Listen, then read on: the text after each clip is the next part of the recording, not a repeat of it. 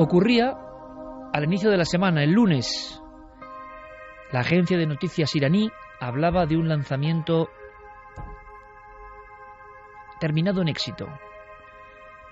La cápsula Pisgarn, que significa pionera. El cohete Kavochgar 3. Un misil realmente, que alcanzó 120 kilómetros de altura. Regresó y su tripulante, el tripulante del rostro entristecido, del rostro del miedo, oficialmente llegaban a tierra. Ese cosmonauta moderno de Irán es un simio, un mono. La noticia recorría el mundo. Irán siempre con la polémica de su armamento y la utilización de posibilidades nucleares, lograba así una gesta y aseguraba que en 5 años pondrían no un simio, sino un hombre en el espacio. De implicaciones políticas, del miedo que dé o deje de dar, a mí lo que me impresionaba era la imagen de ese simio, de ese pequeño mono, de un animal sentado en un asiento de metal, fotografiado, y en una de las escenas, en una de las diapositivas, aparece el rostro contraído, la boca como una media luna. Por eso esa tristeza es el gesto universal de alguien que lo está pasando mal. Está sujeto como con unos cinchos de cuero, algo que parece anacrónico, hablando de espacio, cohetes, 2013. E incluso hay una especie de poliespán rosáceo que recorre su cuerpo, que lo empotra casi como si fuese un ataúd en esa especie de camastro vertical. Incluso aparece también cinta aislante, cinta gris, cinta de andar por casa, que une su traje diminuto con esa fría superficie del metal. Es viajero, pero no es el único. Sabemos que ha habido muchos más lanzados al espacio, y yo me preguntaba si en los ojos de ese pequeño simio, en el miedo de ese animal, estaba también grabado de alguna forma el sentimiento de locura del ser humano, que hace este tipo de experimentos, buenos o malos, no lo sé, que intenta lanzar a estos pioneros al espacio. ¿Qué habrá sentido ese compañero casi humano, dicen algunos, elevándose en las alturas, observando el planeta, quizá como dijo Carl Sagan, desde cierta distancia, observando la esfera azul a 120 kilómetros? ¿En qué extraño sueño, pesadilla vivía ese mono? Y es más, como siempre en el espacio, podemos preguntarnos, ¿han contado toda la verdad? ¿Ese simio ha estado realmente allá arriba, casi en el antiguo cielo de los mitos y las leyendas? ¿Ese mono ha sido intercambiado? ¿Ese mono es una propaganda, una campaña? Porque de todo esto hay en la carrera espacial, y precisamente por eso, con la fotografía de esa enorme angustia del mono lanzado a las alturas desde algún lugar secreto de Irán, con esa escena como emisaria, vamos a hablar de espacio profundo, de otros colegas, de otros animales, y de asuntos que os van a dejar de verdad, yo creo que pegados al asiento del coche, a la cama, al puesto de trabajo donde estéis. Porque siguiendo la senda de estos pequeños amigos que fueron viajeros del espacio, hemos encontrado cosas maravillosas, angustiosas, aterradoras y mágicas. Nunca antes habías estado tan cerca de lo desconocido. Milenio 3. Cadena SER.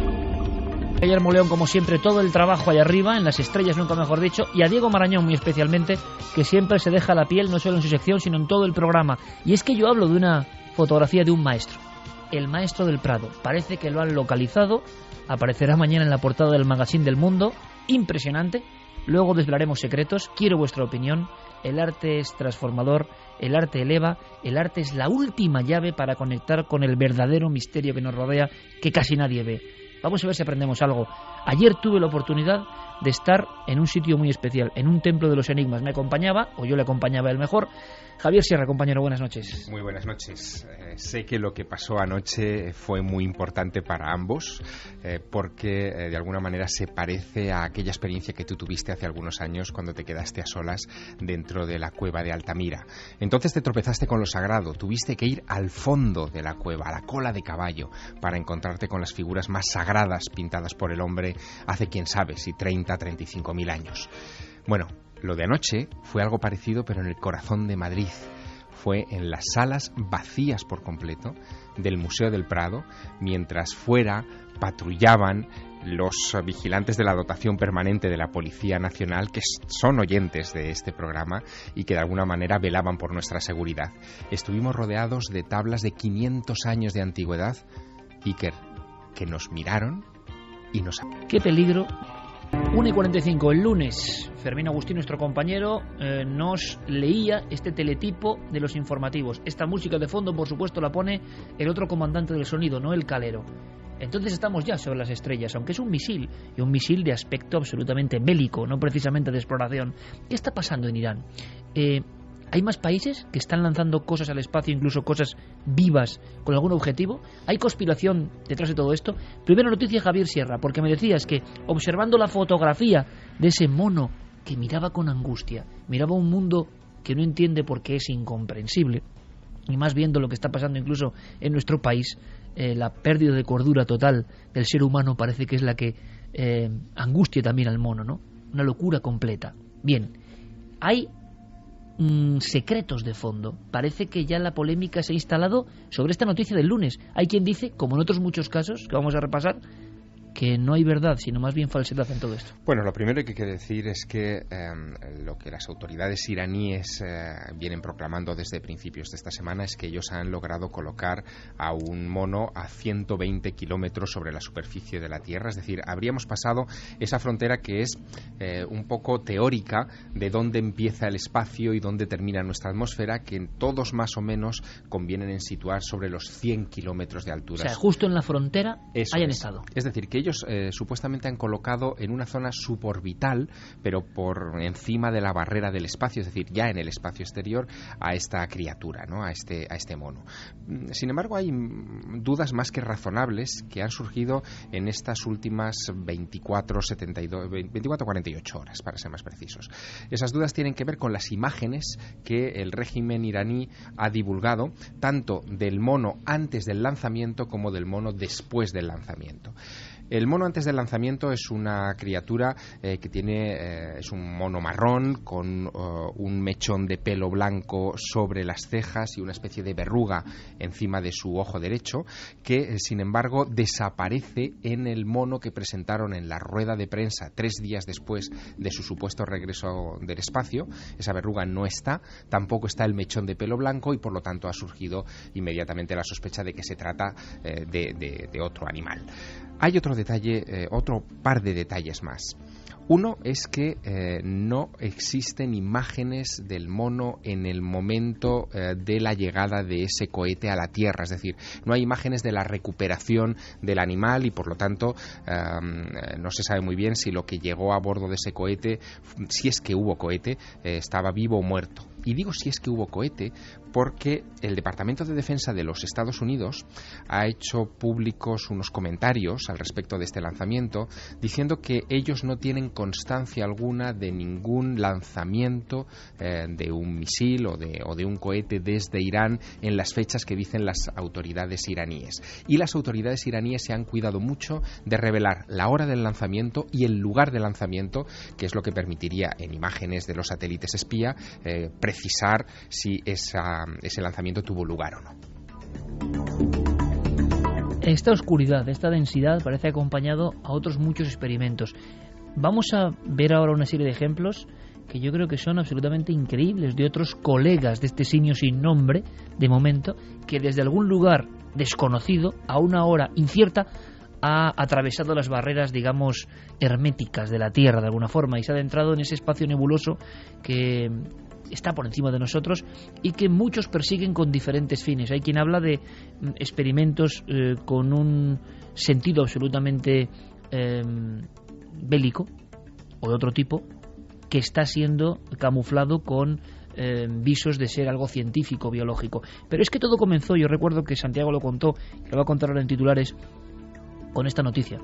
Desde el instante en que un ser vivo se pone en el espacio, pero cuidado, que parece que hay más ejemplos incluso anteriores, dicen, empieza ya el runruneo del posible sentido doble y de la manipulación. Todos aprendimos la historia de Laika, nos aprendimos también las canciones que célebres grupos como Mecano compusieron para esta perrita. Todos vimos las imágenes. Y en España, en 1957, en los cines, el Nodo decía lo siguiente ante una, vamos a decirlo así, población absolutamente expectante. Así sonaba la noticia. Un proyectil cohete de nuevo diseño y mecanismo de dirección eleva el segundo satélite artificial hasta la órbita prefijada. Este aviso dado por una emisora de Moscú, junto con otras referencias a nuevas fuentes de energía impulsora, siguieron inmediatamente al segundo intento de dominio espacial con el Sputnik II, que pronto dejó oír el ya conocido bip bip registrado por los puestos de escucha. La novedad del satélite número 2 es su pasajero, una perrita esquimal que iba instalada en una cabina de aire acondicionado con provisión de alimentos y agua para varios días. Es el primer ser vivo sometido a una experiencia de esta clase y a través de ella podrá comprobar. El primer ser vivo que abandona la Tierra, que surca el espacio infinito, quizá en busca de otros seres vivos o como primer peldaño para ver si hay más allá afuera. Lo que no es tan conocido y lo que empieza a tornarse también un poco angustioso es la otra historia, por ejemplo, de la más célebre cosmonauta animal.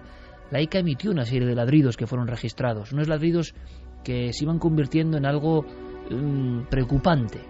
Y está entonces la otra historia, la cara B, de alguna forma, de esta primera colonización del espacio por parte, en este caso, de un animal. Escuchemos algunos de estos ladridos.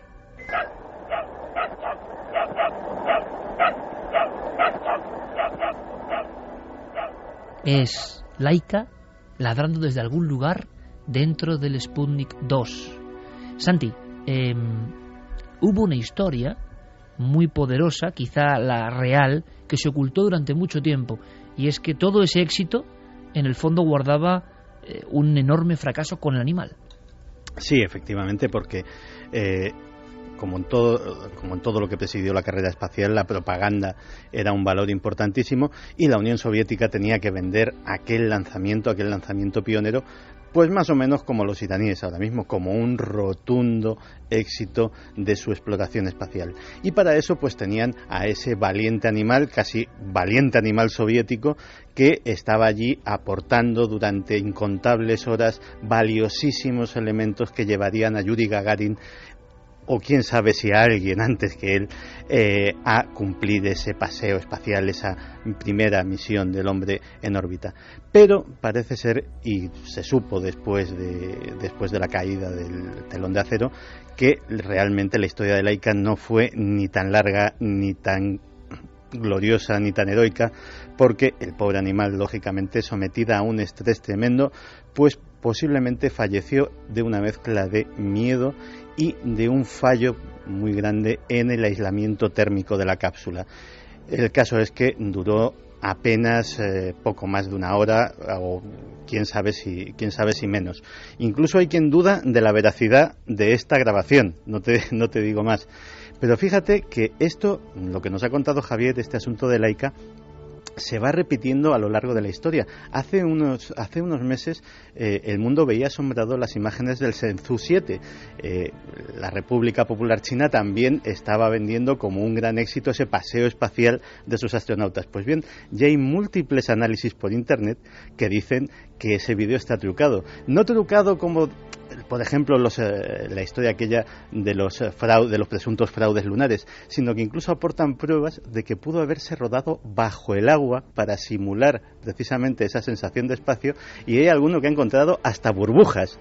Es decir, esa oscuridad, esa densidad siempre en torno a cualquier cosa que tenga que ver con la exploración espacial. Simplemente listado o algunos ejemplos, que esto sí que es increíble, de animales que oficialmente salieron de nuestro común espacio y se adentraron en las alturas. Bueno, ya a finales del siglo XVIII empezaron a intentarlo, no como cohetes porque no tenían la tecnología, pero sí con un globo aerostático. 1783, los hermanos Montgolfier envían una oveja, un pato y un gallo al aire para probar cómo se mantenían con ese globo y hasta dónde subían. Estamos hablando de los pioneros de la conquista del aire. Totalmente. Y ellos ya meten animales para ver qué pasa, a ver cómo reacciona el cuerpo, a ver qué ocurre. Pero realmente que se tenga constancia en viajes al espacio, en julio de 1946, lo primero que se manda son moscas de la fruta acompañadas de semillas de maíz. pero es 1946. 1946. Y está confirmado, por lo tanto, esto es 11 años antes de Laika. O sea, seres vivos. Se prueba con las mosquitas. Y de hecho hay animales mucho mayores, no en el 46, sino en ese listado seguro de Carmen. En el 48, 2 años después, Albert I es un mono que viaja a bordo de un cohete V2 que sale desde Nuevo México. Albert, va a haber varios monos, va a haber hasta 4 Albert. Albert II es un mono Rhesus, un año después se envía también en otro V2 que impacta contra la Tierra al fallar el sistema de paracaídas. Y el último Albert que se manda es a finales de 1949. Y haciendo una especie de receso, porque hay muchos ejemplos, Javier me contaba una escena tremenda en las entrañas del mundo de la carrera espacial americana, con también, qué curioso, otras fotografías de simios. De la de este lunes viajamos a unas más antiguas, casi héroes, ¿no? Sí, bueno, los monos Albert que nos acaba de contar Carmen son muy interesantes en toda esta historia porque Albert I sería el primero que fue lanzado al espacio como mono, es decir, son como una saga, ¿no? Pero claro, que lanzar un mono es ya lanzar algo muy parecido a un ser humano, es decir, se buscaba precisamente eso, y Wernher von Braun lo pone en la punta de un cohete V2 alemán y el animal muere de sofoco, o sea, como le pasa a Laika, del propio estrés, muere, ¿no? El caso de Albert II muere, como dice Carmen, de un impacto, pero esto que es morir de miedo realmente, sí, ¿no? Sí, pero, está la tensión que colapsa el cuerpo. Pero todos estos Alberts los esconden un poco, ¿no? Porque son fracasos, finalmente son animales que no cumplen con su objetivo, ¿no? Hay una especie de Wall of Fame, o sea, de muro de la fama, que yo pude ver hace un año y pico en Cabo Kennedy, que a mí me llamó mucho la atención. Os voy a describir el lugar. El lugar se llama Complex 26. Es donde se encontraban las mesas de control de los lanzamientos de aquellas V2 y después de los cohetes que lanzaron los primeros satélites americanos, especialmente el Explorer 1. En esas mesas de control, donde todavía se ven los mecanismos primitivos que se utilizaban, que eran una especie de prototipos de ordenadores, sí, muy tipo rudimentarios. Palancas y relojes, ¿no? Exactamente, todo está allí intacto, como si se hubiera detenido el tiempo, se ha conservado así. De hecho, hay, por ejemplo, a mí me llamó mucho la atención entrar en esas mesas de control y ver un viejo teléfono de pasta negra, ¿no? Y al lado una fotografía de Wernher von Braun, el padre de los cohetes americanos, sujetando en la mano ese mismo teléfono. En la sala de al lado hay uno de estos muros de la fama, como te decía, que en lugar de tener imágenes de astronautas, tiene imágenes de chimpancés vestidos de astronautas. Con el traje correspondiente. Con el traje correspondiente, con su nombre propio y con su fecha de lanzamiento al espacio. Nombres como, por ejemplo, Ham, que es el mono más famoso, llegó a ser incluso, fíjate, ese mono que fue el primero que salió al espacio y volvió vivo a la Tierra, es el gran hito de esos protoastronautas. Ese llegó a ocupar incluso la portada de la revista Life, ¿no? El primer astronauta que aparece en una portada de un semanario americano, ¿no? Después, en ese mismo muro de la fama, está Enos, que sería un segundo mono del mismo programa, del programa Mercury, que se lanzó el 29 de noviembre de 1961 y que también regresó con vida. Bonnie, Gordo, Miss Baker, por ejemplo. La historia de Miss Baker es tremenda porque esta mujer mono, fue lanzada el 28 de mayo de 1959. En la fotografía que aparece en ese muro de la fama tiene un collar hecho como con piezas del Scrabble, ¿no? Formando su nombre, Baker. Es la primera en regresar viva después de viajar por el espacio. No solamente sube y baja, como habían hecho los anteriores, sino que todavía hace un vuelo o un semivuelo orbital. Nace en un zoo de Kansas y muere unos días después del vuelo espacial, no por estrés ni por ningún impacto, sino porque la infección que le había causado un electrodo la obligó a entrar en quirófano. En el quirófano le suministraron anestesia, no aguantó la dosis de anestesia a la que fue sometida y el animal falleció. Finalmente fue enterrada en una base de misiles en Huntsville, Alabama, después de 27 años viva y al servicio del ejército americano.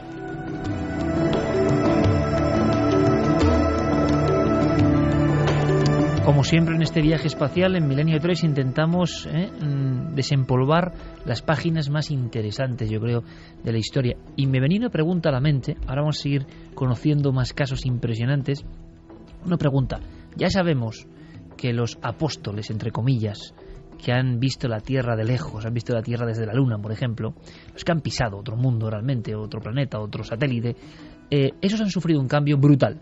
Esos han sufrido un cambio mental radical. Y hemos contado sus historias una y mil veces aquí.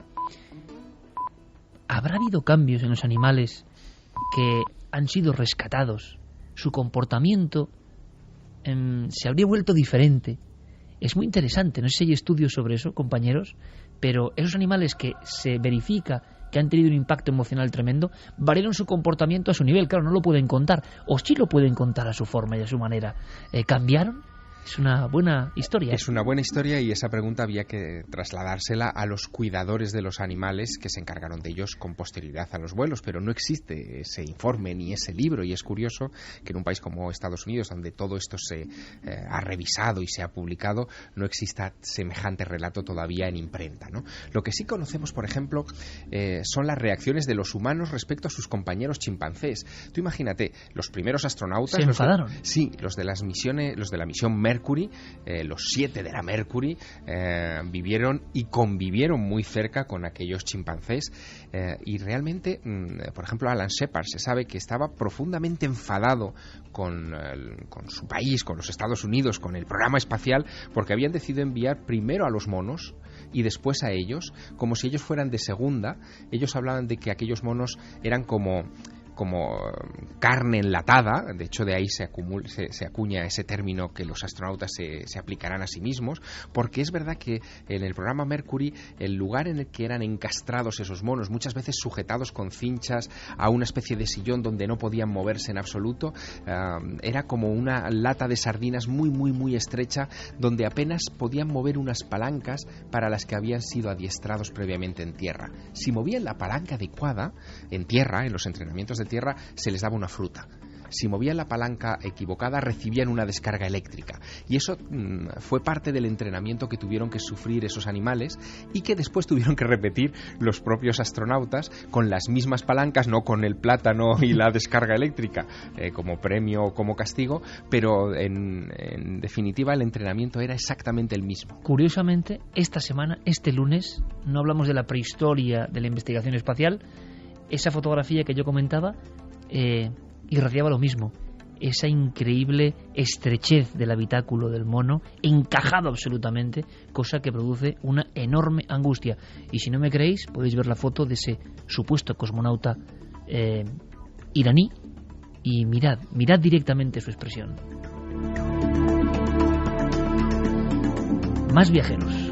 Pues un ratón, en 1950, de nuevo en la V2, y sobrevive además a ese viaje espacial.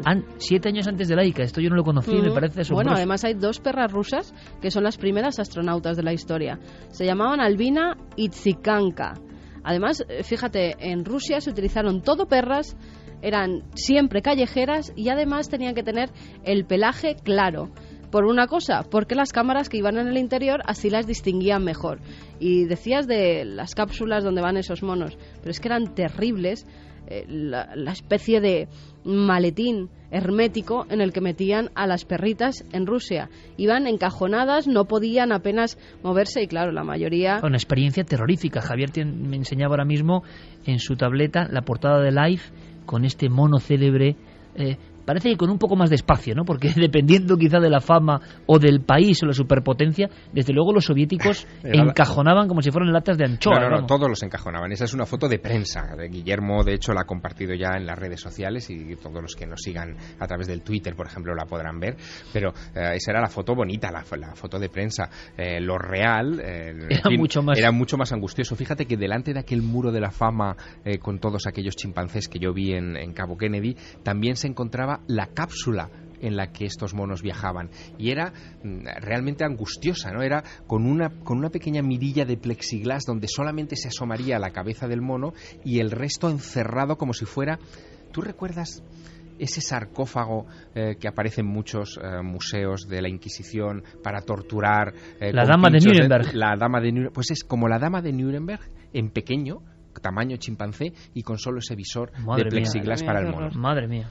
Fíjate, los primeros en completar un viaje suborbital son también 2 perritas, Decil y Tisgan.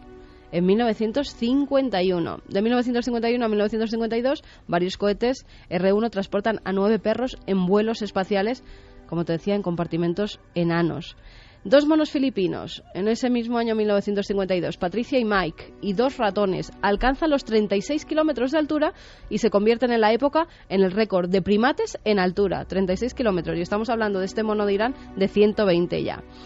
1957, la conocida Laika, como ha contado Santi. Con su terrible final no contado en la época. Desde 1957 a 1961, los rusos lanzan otras 12 perritas, 5 de ellas nunca regresaron. Material que muchas veces ha surgido, como decía Santiago, con la caída del muro, ¿no? Eran documentos que no se daban, sobre todo si eran fracasos, claro. O sea que la historia de la exploración espacial en humanos y en animales está llena de pruebas erróneas que evidentemente ambas potencias silenciaron. También, fíjate, aparte de los monos, han lanzado, por ejemplo, un gato.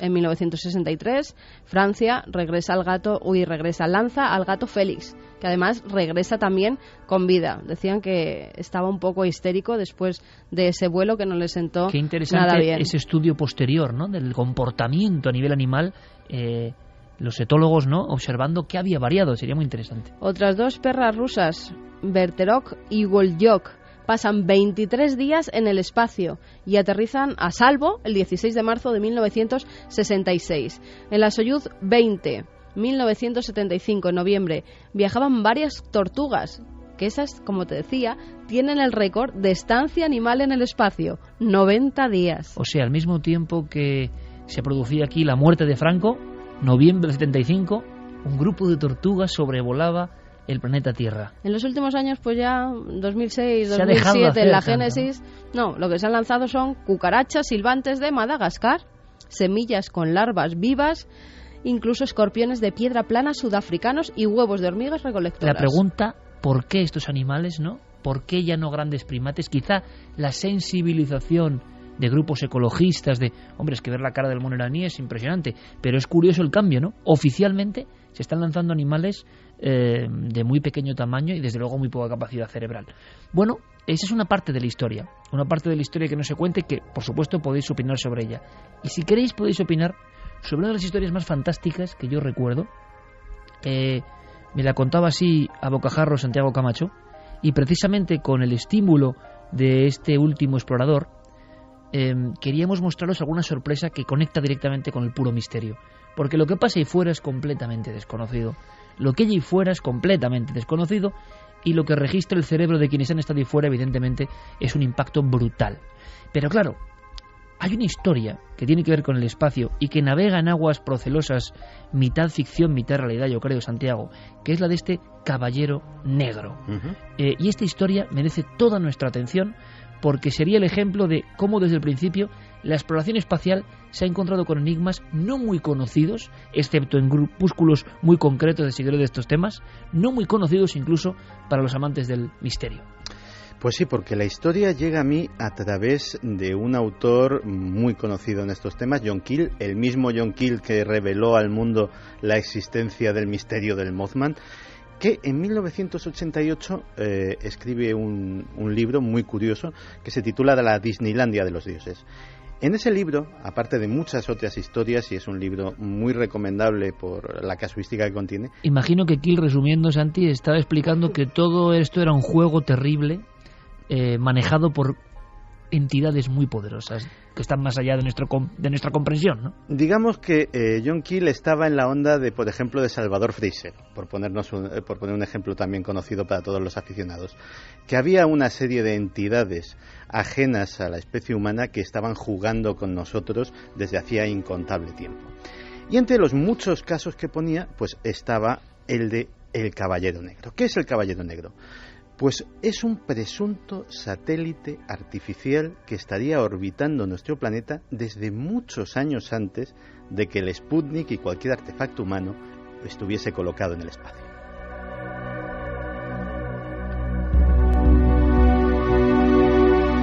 Ahora mismo salimos de la Tierra, nos aproximamos a ese objeto misterioso. De verdad, si queréis, si os apetece, coger lápiz y papel, si es posible, porque lo que viene a continuación es sencillamente alucinante. En el espacio hay algo o alguien. El primer rastro del Caballero Negro aparecería en una fecha que se nos antoja muy lejana, 1927. En esa época habría habido astrónomos que habrían detectado un objeto extraño en el cielo, y además se dio una epidemia de señales de radio que operadores en aquellos tiempos de los equipos absolutamente primitivos captaban. Esas señales quedaron registradas tanto por los astrónomos como por los radioaficionados y los operadores de la época, y fue precisamente en los años 70, casi en los 80, cuando un astrónomo actual, Duncan Lunan, un astrónomo escocés, se dedicó a intentar decodificarlas. El mensaje que hemos leído al principio del programa, ese mensaje que señala la procedencia de esas señales o la procedencia de quienes idearon el ingenio que manda esas señales, fue la conclusión que sacó Duncan Lunan de el estudio de esos patrones y básicamente sacó un mapa estelar, y de ese mapa estelar dedujo esa posición en concreto. Eso no sería nada si no fuera porque en 1953 el doctor Lincoln La Paz de la Universidad de Nuevo México detecta con su telescopio otra vez ese mismo objeto. ¿Cómo era, Santi? ¿Cómo lo veían los observatorios astronómicos? Lo veían como un punto, lo veían como veríamos ahora mismo los satélites, que a veces vemos pasar la Estación Espacial Internacional, vemos pasar algún otro satélite que sobre todo en horas del crepúsculo o del amanecer son más visibles porque contrasta la luz del sol que reciben con la oscuridad que todavía nosotros percibimos aquí abajo. Pero evidentemente algo que no debía estar ahí. Claro, o sea, lógicamente un astrónomo se da cuenta de que eso no es normal y de que eso además está pasando con cierta periodicidad.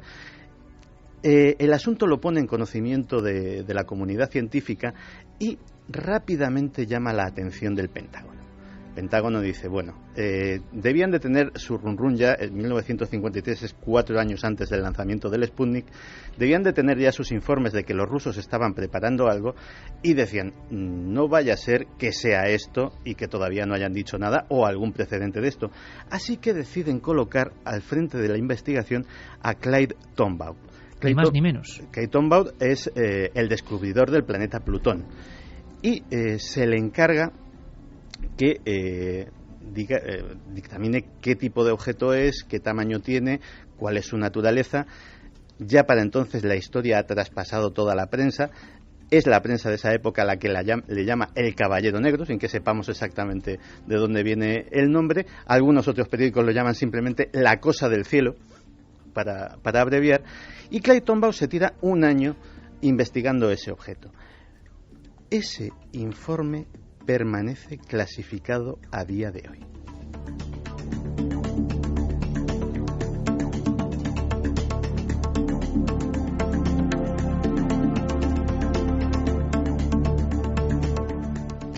Permanece clasificado, pero durante ese interín, Clyde Tombaugh, que ya era una personalidad mediática, sí hizo declaraciones. Y en 1954 declaraba la revista Aviation Week que había un satélite orbitando la Tierra, que no podía dictaminar, aunque le parecía muy improbable, si era un objeto celeste captado por la gravedad terrestre o si era otra cosa. Lo cierto es que un año después, con el informe ya entregado, le hacen otra entrevista en Popular Mechanics.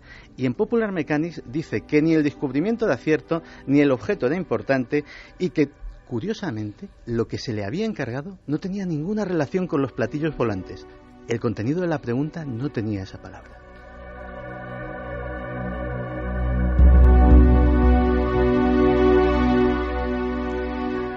Curiosamente, Clyde Tombaugh, a raíz de ese estudio, se hace ufólogo aficionado. Da conferencias sobre ufología, se muestra convencido de la visita de otros seres inteligentes a nuestro planeta. Hablamos de uno de los grandes antidescubridores de grandes planetas y objetos en el sistema solar. Sí, y de hecho además incluso él mismo declara haber protagonizado algún avistamiento. Es decir, estamos hablando de una persona que de repente da un vuelco en sus creencias. No volvemos a saber nada del Caballero Negro hasta agosto de 1960. Los norteamericanos están recién estrenando el NORAD, el sistema de detección aérea más sofisticado del mundo, con el que pretenden, entre otras cosas, pues intentar prevenir cualquier tipo de lanzamiento o de ataque de la Unión Soviética. Pues una de las primeras cosas que detecta el NORAD es un satélite anómalo. Un satélite que orbita en una órbita polar, cosa que no se había conseguido hasta la fecha, y que además lo hace en sentido contrario a todos los demás satélites que se habían colocado en órbita hasta el momento. Vuelve a haber otro encargo, en este caso se encarga al Planetario Adler de Chicago y a su jefe, Robert L. Johnson, que también es una figura mediática y que dice a los periódicos de Chicago que por lo menos el objeto podría tener la decencia de hacer algo que se espere en un objeto natural, porque no le da ningún tipo de explicación. Encima este sí que transmitía algún tipo de señal de radio. Durante 3 semanas los astrónomos de todo el mundo estuvieron locos porque era perfectamente visible, se le fotografió. Las fotografías que quedan es una línea blanca en el cielo, simplemente se fotografiaba su estela, su traza, es decir, estaba físicamente allí. Se dictaminó que el objeto podía tener unos 20 metros de tamaño y pesar unas 15 toneladas. Pensemos que esta vez ya había sido detectado por radar, no solamente teníamos su imagen óptica. Y en 1960, el 7 de marzo, hasta la revista Time le dedica un buen artículo dando la versión de que, bueno, posiblemente se trataría de los restos de algún lanzamiento norteamericano y pues vanagloriándose del éxito del sistema de detección de radar norteamericano. El único problema es que en 1960 no había nada capaz de poner 15 toneladas en órbita.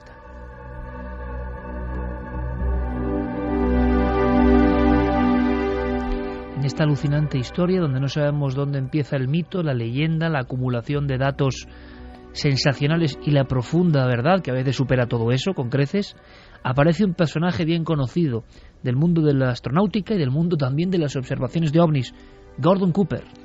Sí, 3 años más tarde. Javier está poniendo una cara como diciendo, esto es alucinante, lo es, 3 años más tarde, curiosamente, Gordon Cooper ha hablado mucho de sus avistamientos ovni, pero muy poco de este caso. Ha hablado de sus avistamientos ovni cuando era piloto militar, de cómo incluso llegó a protagonizar o a ver cómo se filmaba uno de estos aparatos que se había posado en el desierto. Es decir, declaraciones bastante impactantes. Y que le trajeron muchos problemas. Pero de esto que es histórico y está registrado, rara vez ha hablado. Estaba haciendo historia. Estaba en la Faith 7, una cápsula espacial que iba a dar 7 órbitas a la Tierra. 22 órbitas a la Tierra. La Faith 7 da el número. En la órbita 22, en la última, Gordon Cooper se comunica con la estación de seguimiento de Australia y dice que se dirige hacia él un objeto oscuro de color verdoso y que, que pide algún tipo de confirmación si por el radar le están siguiendo o si efectivamente parece ser que hay confirmación desde tierra, aunque eso es lo que dice la NBC, que da la información 2 veces ese día, pero que luego sus reporteros reciben la orden de que está absolutamente prohibido preguntarle a Gordon Cooper sobre ese incidente en la rueda de prensa que habría unos días después de su aterrizaje. De hecho, tardó un par de semanas en darse una explicación oficial, y la explicación oficial es que una falla eléctrica en la cápsula había provocado altos niveles de dióxido de carbono y eso le había provocado alucinaciones a Cooper.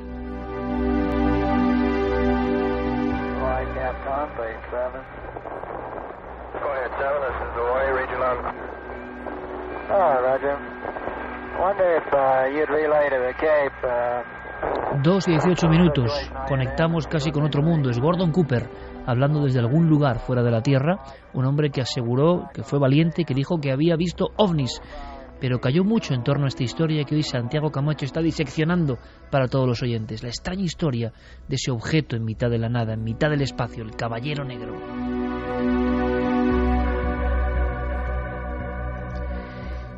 ¿Pero ha sido Gordon Cooper el único que ha podido ver de cerca este objeto? Pues a lo mejor no. Ya tenemos que dar otro salto en el tiempo e irnos a 1987, a la lanzadera espacial Endeavour. La misión era la STS-088. Hay 5 fotografías, 5, en la web de la NASA, perfectamente reconocidas, catalogadas como basura espacial, de un objeto oscuro, de formas irregulares, muy extrañas. De hecho, sé que buena parte de nuestros oyentes están ahora mismo tecleando ese STS-088 para ver las fotografías y se encontrarán con algo que parece un montaje, que parece de ciencia ficción, parece que lo ha colocado ahí pues un productor cinematográfico para diseñar un tipo de objeto inquietante. Una nave maligna, desde luego, una nave de aspecto maligno, ¿no? Esas fotografías, los defensores de la historia del Caballero Negro dicen que podría ser uno de sus avistamientos. Desde luego es un objeto muy extraño y tampoco parece cuadrar, y ha habido muchos expertos que han analizado esas fotografías, con nada que parezca basura espacial, es decir, no tiene la forma característica de ningún tipo de pieza perdida en un lanzamiento, de ningún tipo de satélite fuera de uso, etcétera, etcétera. Pero hay algo más. Hay un personaje extraño que podría poner el epílogo de esta historia. Y no es un operador de radio, no es un astronauta, no es un piloto militar, no es un astrónomo. Es un escritor muy famoso, Philip K. Dick.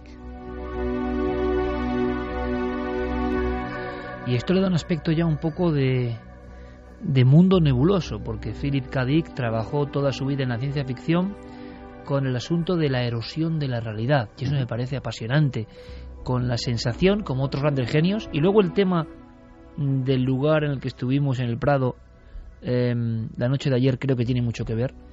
Philip K. Dick, toda su vida, autor por ejemplo de Blade Runner o de Minority Report, por desgracia pasadas al cine cuando él ya había muerto, todo un pionero del trabajo en la ciencia ficción. Resulta que él estuvo amedrentado, parece que él tiene una hermana gemela que fallece en extrañas circunstancias con solo 5 semanas de edad. Él está enterrado junto a esa niña ahora. Su padre entierra a su propio hijo. Es una historia de un dramatismo brutal. A él le marca profundamente. Aparecen muchas figuras fantasmales de mujeres o de mujeres entre dos mundos en sus novelas, pero él toda su vida se preguntó, y Blade Runner es una muestra impresionante, ¿no? Es hasta qué punto lo real es real y lo irreal irreal, hasta qué punto vivimos vidas paralelas. Él tiene una frase, Santiago, que es brutal, tremenda, que tiene mucho que ver con los enigmas del arte y con el misterio. Mucha gente habla de vidas anteriores, yo voy más allá, yo creo que hay vidas paralelas. Y él decía, incluso se atrevía a decir que esos fallos del sistema, ese de repente escuchar una frase y decir en este sitio yo ya he estado, ese que alguien diga algo que tú ya te esperabas, son fallos de esa especie de ordenamiento de la realidad, de una realidad que a veces tiene pequeños lapsos, pequeños fallos, errores de carga, y uno de repente sabe que está viviendo diferentes escenas en diferentes planos. Esa realidad irreal, ese mundo absolutamente lleno de misterios, es el que rodea al autor de Blade Runner o de Minority Report. Lo que no sabíamos es que él había hablado, nunca mejor dicho, no de este Caballero Negro, sino al parecer con el propio Caballero Negro. Pues sí, a principios de febrero de 1974, y ya a partir de ahí hasta su fallecimiento, Philip K. Dick tiene una serie de experiencias místicas, o paranormales, o forteanas, o psicóticas, si queremos darle... Él mismo siempre se preguntó, sí, ¿no? Si sufría una esquizofrenia, si sufría, ¿qué le pasaba? Pero él veía que accedía a otros mundos y lo escribía. Sí, fueron 8 años muy extraños en su vida. Fueron 8 años en los cuales él dijo que estaba en contacto con algo que le hablaba desde el cielo, con algo que orbitaba nuestro planeta y que él le había dado un nombre, le había llamado Valis.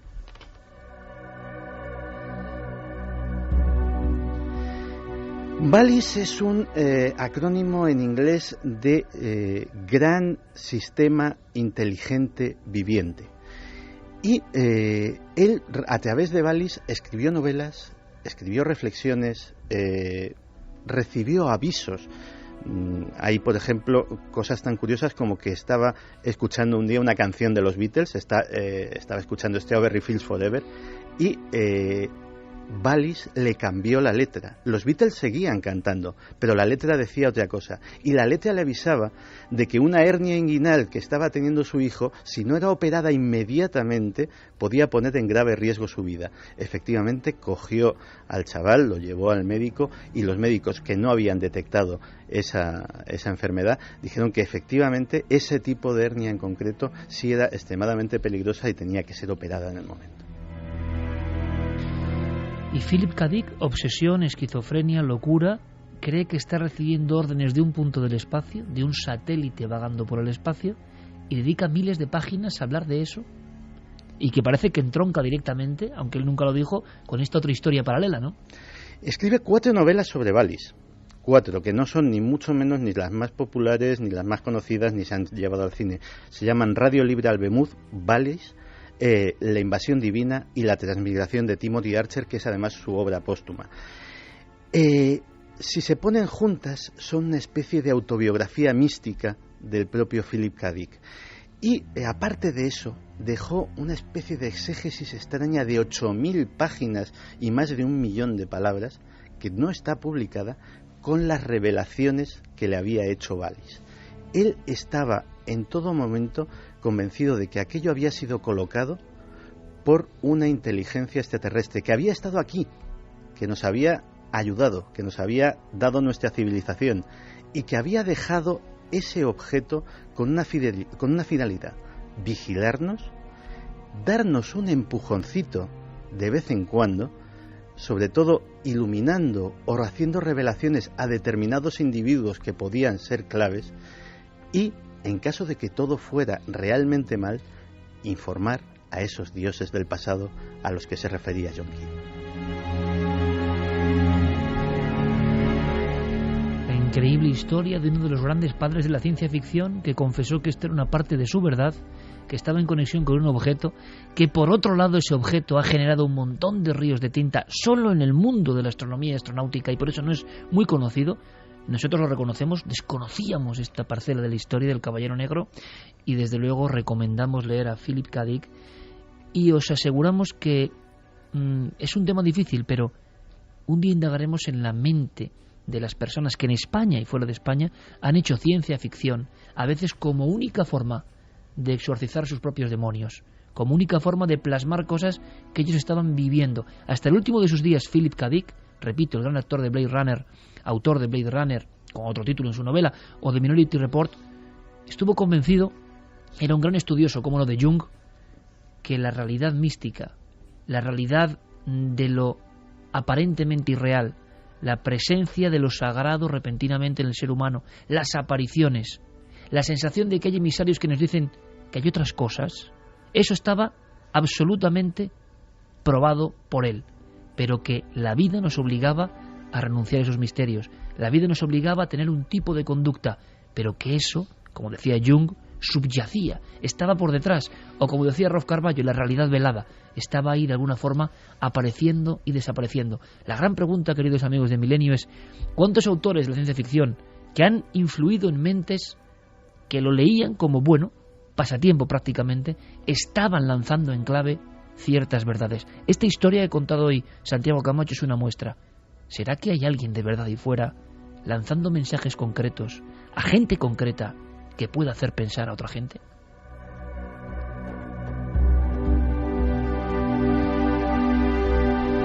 Pues ahora sí que vamos a profundizar un poco en todo esto, que tiene mucho que ver, pero antes, si os parece, mensajes, cómo no, mensajes de nuestra audiencia, de todos vosotros. A ver, Santi, repite cómo pueden ver. Se pueden ver las fotos del Caballero Negro, claro, lo pregunta Manuel Moreno. El público ha quedado impresionado porque es menuda historia.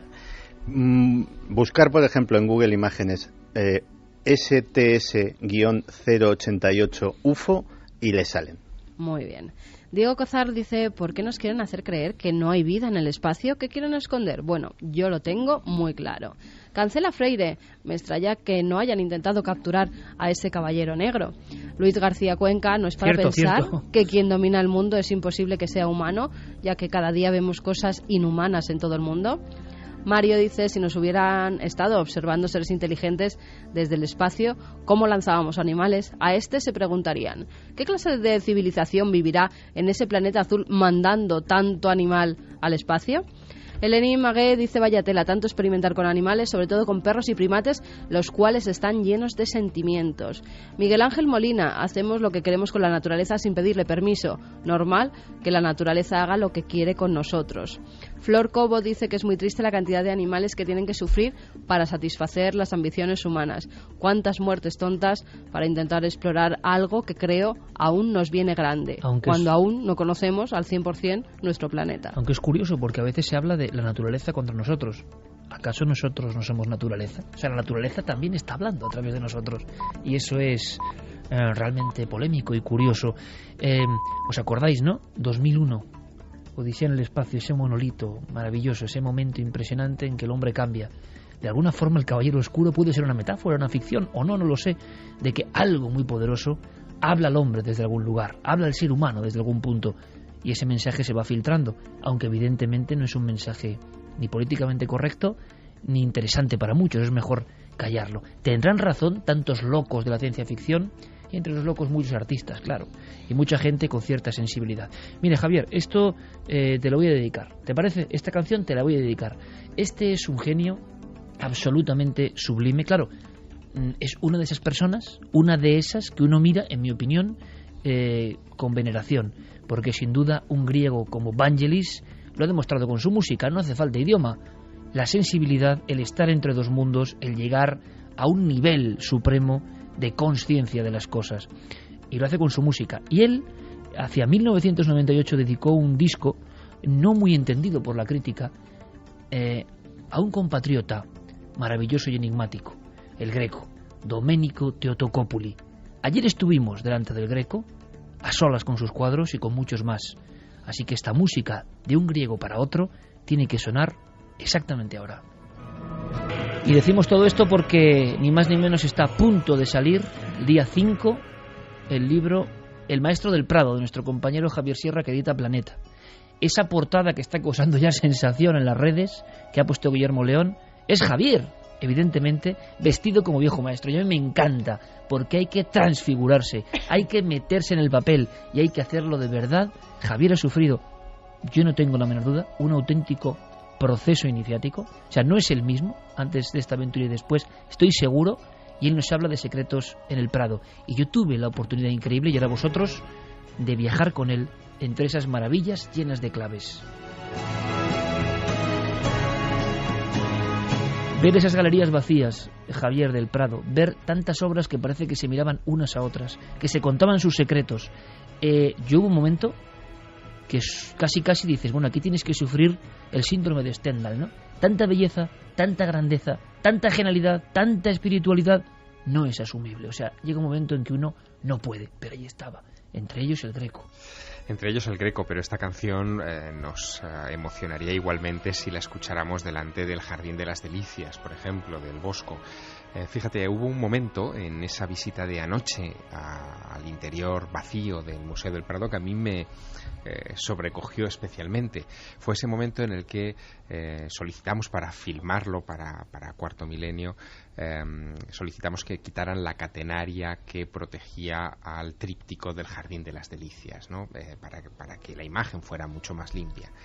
Quitar esa barrera que es física, pero también psicológica, y que nos permitió acercarnos quizá unos centímetros más a esa tabla de 500 años de antigüedad que pintó Jerónimo Bosco, que estuvo 10 años trabajando con ella y que está llena de pequeñísimos detalles que, lo comentábamos, viéndolo en las reproducciones, en los grandes libros de arte, que hay impresiones maravillosas, sin embargo no recogen, es imposible ver esa riqueza y esas sensaciones que transmitía el original. Yo ayer fui consciente, lo sabía de la prehistoria, sabía, y lo he contado muchas veces, que hay un gran problema para los fotógrafos, e incluso para cuando uno hace un vídeo.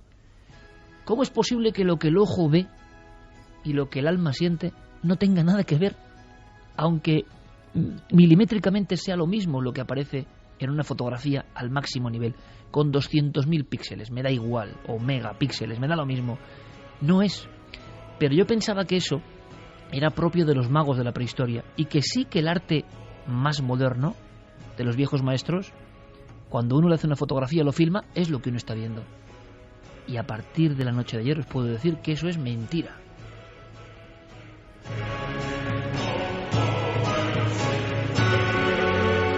pero a un nivel tremendo, es decir, lo que eran no solo volúmenes, sino perspectivas, lo que eran luces absolutamente espirituales, lo que son cosas que no se pueden encontrar con palabras, inefables, se veía ayer. Ayer estábamos, yo nunca había estado tan cerca todavía de la obra maestra del Bosco, y entonces vi cosas. Ese cuadro, he pasado decenas de horas delante de ese cuadro en libros y en persona, pero ayer yo veía que eso era una especie de conjunción de cosas mágicas que casi respiraban. Además, digo como lo siento. Sí, y además nos podíamos casi imaginar el aliento de Felipe II sobre esa tabla, porque él lo contempló también durante horas en la soledad del monasterio del Escorial, y sabemos que sus últimos momentos, su meditatio mortis, esos momentos en los que él decidía recogerse ya en la agonía para preparar su camino al más allá, los pasó a pocos centímetros del Jardín de las Delicias. ¡Qué impresión! Porque uno piensa que ante esa explosión de colores, de carnalidad que hay en el Jardín de las Delicias, no hay hueco aparente para una meditatio mortis, para prepararse para el más allá. Pero ¿tú te acuerdas, Iker? En la tabla que llaman del infierno, en la esquina superior derecha, hay unas ruinas sobre el horizonte. Una de esas ruinas tiene una puerta que es con un arco. Es un pequeño detalle en el cuadro del que irradia una luz tremenda, y hay un grupo de almas que están flotando, que no están pisando el suelo, la rampa que conduce hacia ese umbral, y que se acercan hacia esa luminosidad. Es el efecto túnel, es lo que nos han contado tantas y tantas veces, que el Bosco también pintó en otra de sus famosas tablas, en la subida al Empireo, pero que también encontramos ayer, por primera vez, sin haberlo previsto, en otra obra de ese visionario que hoy homenajeamos, que es el Greco. En la encarnación del Greco, la perspectiva de la paloma parece surgir de uno de sus túneles. Claro, es difícil contar esto por la radio, posiblemente, porque ahora quien acuda a un libro o una foto sí ve la paloma, sí ve la luz, pero os aseguro, amigos, que hay que ir al museo, ponerse delante, si es posible, con música de verdad en los cascos, para aislar del resto del público. Ayer en el Prado sentimos algo, y por supuesto abrimos el debate en cualquier momento, porque todos hemos captado el arte en alguna ocasión mágico de cierta forma, pero fijaos, la experiencia fue muy dura, en el buen sentido, muy intensa, porque los cuadros sin público son otra cosa ya no es lo mismo. Es como si nosotros, con nuestras miserias, todos las tenemos, con nuestras preocupaciones, con nuestro estrés, interfiriésemos en la magia pura de esos cuadros. Cuando están solos, parece que el mensaje llega de una forma mucho más clara, que la conexión es total. Claro, mirando al Bosco o al Greco, veíamos luces, perspectivas, efectos, vamos a llamarlo 3D, como suena, 3D, hace 500 años, así de claro, que cuando uno filma, y digo filma, que supuestamente está registrando la misma realidad, ya no es una reproducción, no aparecen. Hay unas franjas negras en el famosísimo infierno del Bosco, que todo el mundo ahora mismo está visualizando o puede acudir rápidamente, que en cualquier reproducción, aunque sea la mejor, fijaos lo que os digo, son borrones negros. Es más, yo pensaba que eran borrones negros. Ayer, a 20 centímetros de esos borrones negros, vi cómo asomaban cráneos, cabezas, eran procesiones inmensas de ánimas, o de demonios, o de gente vagando. El pintor lo hizo de tal forma que solo a esa distancia uno conecta con eso. Quizá por eso Felipe II estuvo ahí, pero es que hubo muchos más reyes que murieron delante de un cuadro mágico. El propio padre de Felipe II, y Javier lo cuenta en El Maestro del Prado, también muere ante un cuadro mágico. Pero ese cuadro mágico representa al propio rey, un buen ejemplo precisamente para los días que corren, despojado de toda riqueza, de todo adorno, no valen joyas, no valen lujos. Carlos V, el hombre más poderoso quizá de la historia, está como un ánima, solo con una mortaja, observando la luz del más allá. Y eso produce tal impresión. En el fondo nos estaba diciendo, en el momento en que uno trasciende, de nada vale lo material. Y el hombre, que lo podéis ver en el Museo del Prado, esa tabla de Tiziano con Carlos V aproximándose a la luz. Pero me iban a matar, Javier. Tú hablas del Museo del Prado y del Maestro del Prado. Y claro, la gente dirá, la nueva novela de Javier. Pero esto no es una novela. Es que tú tienes un encuentro personal. Sí, la historia parte de una experiencia personal. Sucede en las Navidades de 1990, cuando Yo acababa de llegar prácticamente a Madrid, llevaba un año estudiando periodismo en la capital, venía de provincias, y el Museo del Prado se antojaba como el lugar perfecto en el que refugiarse y pasar unas horas de frío invierno en un sitio calentito y pasando desapercibido viendo las grandes maravillas que había estudiado en los libros. ¿No eras ningún experto en arte? En absoluto. Ni tampoco tenía pretensión de estudiar arte, ni en mis planes figuraba nada que no fuera el periodismo, la Facultad de Ciencias de la Información y los ovnis por aquel entonces, ¿no? Pero, sin embargo, ocurrió algo extraño que me marcó y que me hizo pensar mucho durante bastante tiempo. Fue delante de una pintura de Rafael, La Perla. Era el cuadro favorito de Felipe IV, eso lo supe después. Supe también después que la perla no obedecía a ningún detalle de una piedra preciosa o de algo parecido en la imagen, porque lo que se ve en ese cuadro es a la Virgen con 2 niños y con Santa Isabel, la prima de la Virgen, con ella, ¿no? Sin embargo, cuando yo me quedé abstraído viendo al niño central de la composición y cómo su mirada se perdía más allá del cuadro, no miraba ni a su madre, ni a San José que estaba escondido en una esquina, ni a ninguno de los otros personajes de la composición rafaelita, cuando me quedé abstraído en aquella mirada preguntándome hacia dónde estaba posando sus ojos aquel infante, de repente me di cuenta de que llevaba un buen rato a mi lado un hombre. Un señor mayor, vestido con un abrigo negro largo hasta los pies, que me pareció elegante, tendría unos 60 y muchos años, y que estaba tan absorto como yo en la misma mirada de ese mismo niño. En un momento determinado ese hombre se gira hacia mí, me saluda y se ofrece a enseñarme detalles ocultos de otras composiciones del museo. Y ahí nace algo.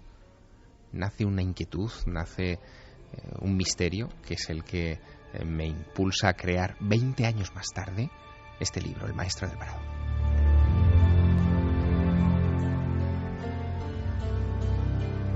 Y es que las miradas son una de las claves para entender ese museo mágico que es el Prado.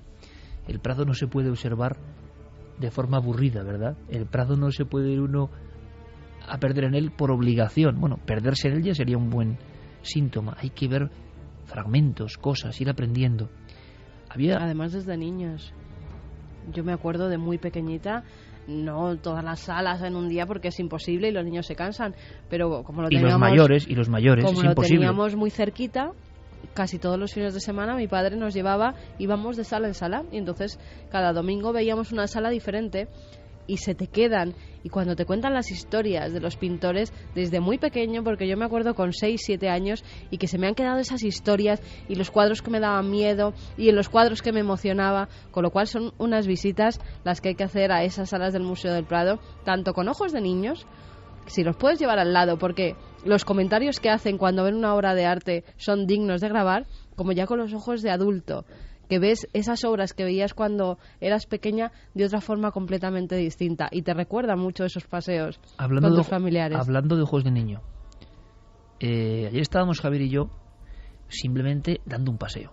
Pero claro, es como hizo Eugenio Dors en su día, ¿no? 3 horas en el Museo del Prado. Ese paseo es impagable, ¿no? Ese paseo es una cosa que te deja un poco... Y hay un momento en que nos quedamos junto a un arco. Imaginaos, amigos, el museo sin nadie prácticamente, solo con las personas que velaban por nuestra seguridad. Y qué arco, ¿eh? O sea, sí. que cuadros separaba a uno y a otro lado. Y es que esto me impresionó mucho. Es decir, ojalá Javier sea el guía de secretos, algunos tan evidentes, si se ven con esta mirada, con indagaciones nuevas de Javier, ojo, no vienen de un historiador, no vienen de un sesudo compilador de vidas de maestros, no, pero son tan evidentes que ojalá consigamos lo que se ha conseguido en otros países, ¿no? Que la gente vaya al museo a fascinarse, a emocionarse, luego si quieren a aprender y a ser muy sesudos, si lo desean, pero que se enganchen un poco a esa llave que conecta con otros mundos. No os quepa la menor duda, desde la antigüedad ha sido así, y en el fondo los maestros siguen unas corrientes. Nos están diciendo lo mismo que nos dicen los aparecidos, en mi opinión, los fenómenos extraños. Nos están diciendo lo mismo, nos están gritando que la vida es mucho más. La vida es inabarcable y mucho más misteriosa de lo que nos quieren contar. Resulta que en un cuadro de Rafael, impresionante, que yo lo confieso. Hubiese pasado por él sin... y soy un amante del arte, pero hubiese pasado por él en busca, no sé, de la sala de Goya, que sí me interesaba, y me sigue interesando. Resulta que hay una visión brutal, brutal. Y yo ayer pensaba, mirando a Javier cómo me lo contaba, y digo, este es un ejemplo para todos aquellos que han visto el misterio. El cuadro, Javier, es de Rafael y es una copia de un Rafael, que es la Transfiguración. La Transfiguración. Es de Giovanni Battista Penni, es uno de los ayudantes de su taller.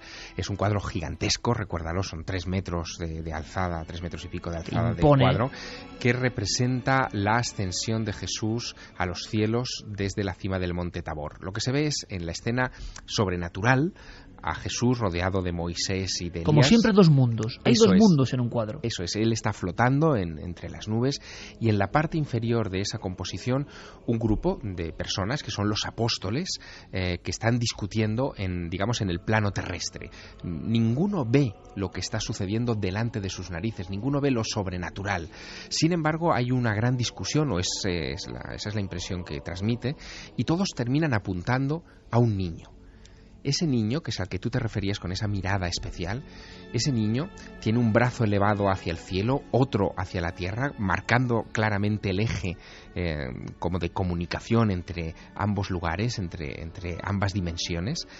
El niño tiene una mirada muy especial, él es estrábico, tiene un ojo mirando para un lado y otro para otro, mostrando claramente que tiene la posibilidad de ver esos 2 mundos.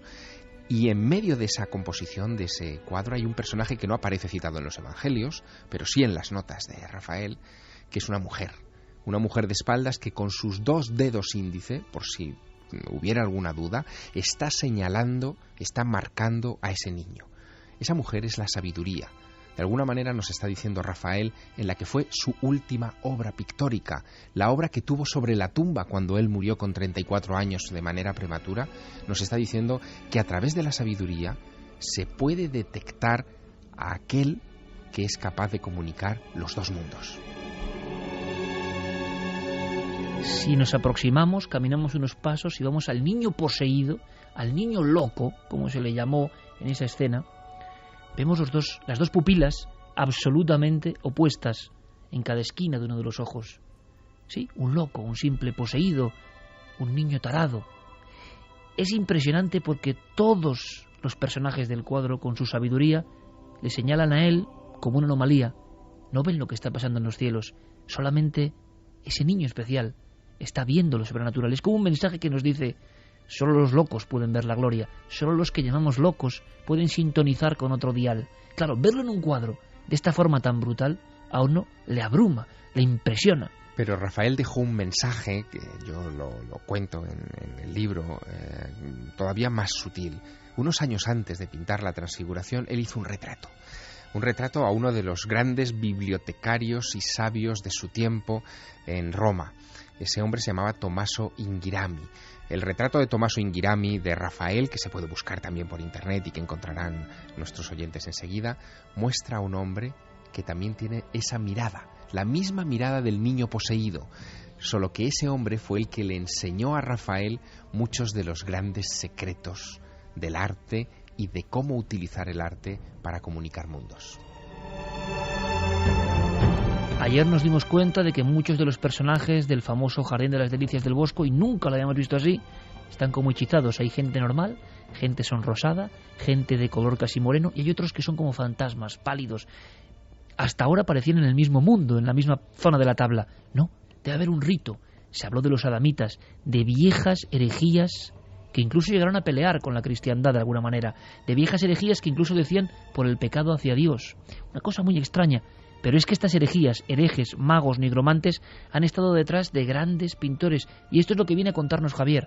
Por ejemplo, aunque sea en un flash, Javier, porque quiero preguntarte un par de cosas más personales. Pero para que la gente entienda, nuestro público entienda, quien no haya sentido nunca el arte entienda que si va al Prado va a ver, sentir cosas, va a sentirse detective. Y eso es muy importante. No hace falta ser un sabio. No hace falta incluso tener una sensibilidad extrema y analizar cada pincelada. Así no es eso.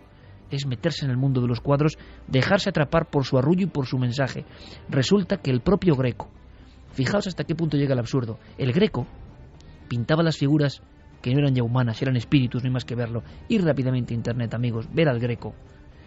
Y claro, decían, llegaron a decir, para intentar entenderlo, claro, tenía un defecto en la visión, ¿no? Se ha llegado a decir eso, y mucha gente lo repite, como repiten los tópicos todo el mundo, es que tenía un defecto de dioptrías y pintaba alargada a la gente. Claro, no voy a ni comentar esto, pero es la manera de materializar todo lo que es espiritual. El Greco era un hombre, entre otras muchas cosas, que pintaba el más allá. Pero es que encima también estaba, de alguna forma, influido por estos personajes fundamentales que no aparecen en las biografías, visionarios, profetas, magos. Hay un altar famosísimo al que pertenecen varias de las pinturas que se conservan en la sala 9 del Museo del Prado, que es el altar de María de Aragón para el convento de la Encarnación de Madrid, que fueron pintados para homenajear a Alonso de Orozco, un predicador del siglo XVI muy poco conocido, que tenía esta capacidad visionaria que se atribuye a ese niño poseído de Rafael o a Tommaso Inghirami, ¿no? Él era capaz de ver el más allá, de ver escenas de la historia bíblica y de escribirlas en sus apasionados escritos con detalles increíbles. Por ejemplo, decía que en el momento en el que el ángel Gabriel se aparece ante la Virgen María en su habitación, la habitación se diluye, se derrite, se funde con lo sobrenatural. Bueno, pues esa sensación de fundición de la realidad con lo sobrenatural es justo la que da la tabla de la Encarnación que estuvimos contemplando tú y yo también a muy pocos centímetros. Y muy impresionados. Lo que no habíamos visto en las reproducciones sobre papel, en los libros, en las imágenes de internet de esa Encarnación, es que esa especie de bultos que hay por detrás de la Virgen y del ángel y que ascienden hacia los cielos... Simples bultos cuando uno ve un libro. Exacto. En realidad, cuando uno los ve de cerca, son caras, son almas, son presencias. Uno de los cielos, Noel, tampoco le va mal al Greco, ¿eh? Un hombre que quiso conectar con el más allá. ¿Qué te ha enseñado este libro, esta investigación? El maestro del Prado. Yo puedo decir, Carmen está en el proceso, ¿verdad? ¿Mitad del libro más o menos? No, un poquito menos. Un poquito menos. Estoy en las 100 y pico primeras páginas y estoy enganchadísima.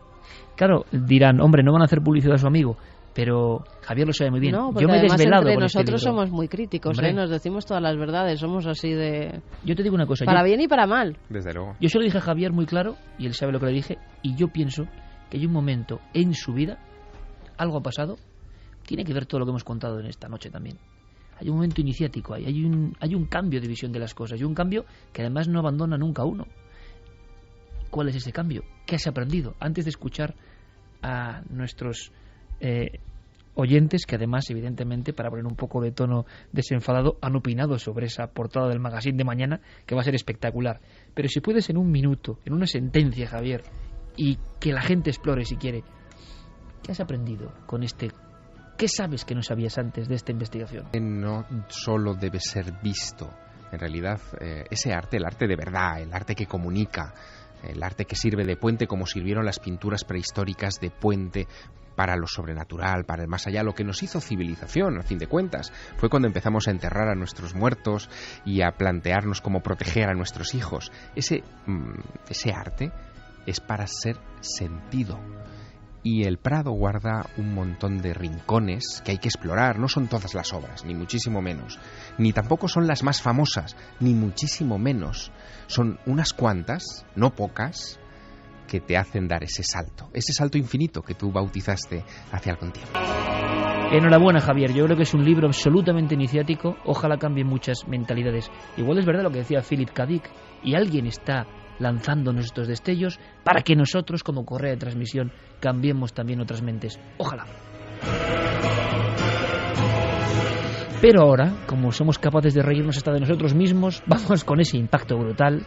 A mí me parece increíble. Mañana, el Magazine del Mundo, que hace reportajes impresionantes, en portada, yo no sé si es Rubens, si es...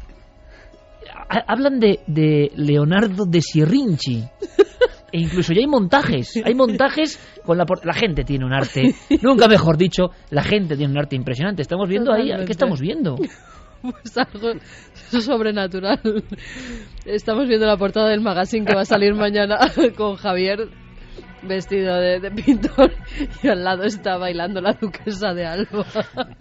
Ahora, de todas formas, ahora diciendo que un magazine como el del Mundo, mañana toda la portada sea Javier Sierra, vestido de pintor. La duquesa, Oye, qué cuadro más impresionante, el triunfo de la muerte, Pero nada claro, sin la duquesa, por supuesto. Pero ¿qué comenta nuestro público? Claro, me tenías que haber dicho primero que no describiera la portada porque si no ahora no voy a poder comentarlo.